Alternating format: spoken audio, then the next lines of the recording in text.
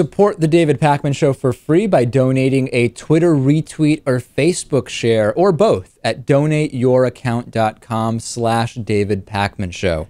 Raw Story has a write-up about a study that is appearing in the Proceedings of the National Academy of Sciences, which measures fathering habits and testicle size, Lewis. And it appears that bigger may not be better when it comes to testicle size and the day-to-day raising of small children.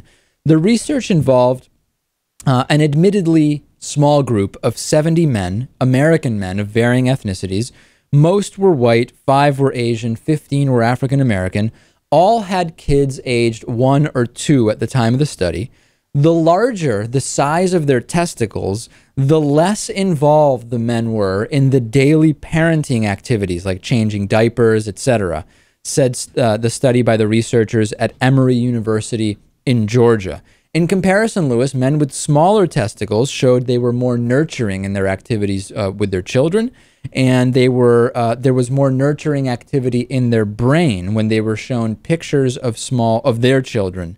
This is very, very interesting. All of the men were 21 to 55. They lived with the biological mothers of the children. Most of them were married. Now, why is this interesting? It's not just, hey, let's check on ball size and see how it affects parenting, right? It's not just completely random like that.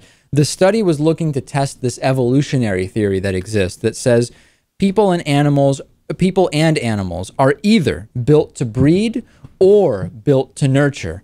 Therefore, those who have the larger testicles are more built to breed and are less nurturing, and the inverse would be true for those with the smaller testicles.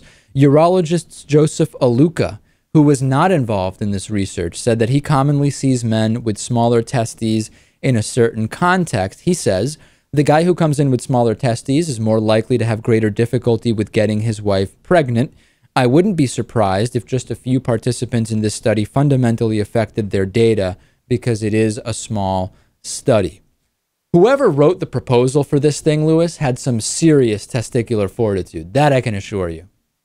Without a doubt. Yeah, I don't know how I feel about this considering that it is comprised of only 70 men. Right. But I guess it's kind of interesting. It is interesting. And I guess that the other interesting thing would be that it does not correlate directly with many of the kind of cultural norms that are associated with penis size, right? Which is also something we've talked about on the bonus show, and there's a number of studies around that. But again, with all of these studies, we have to separate correlation and causation, and there may be factors not accounted for in the study that are also playing a role here, so to speak. Could be. Yeah, definitely. I'll agree with that.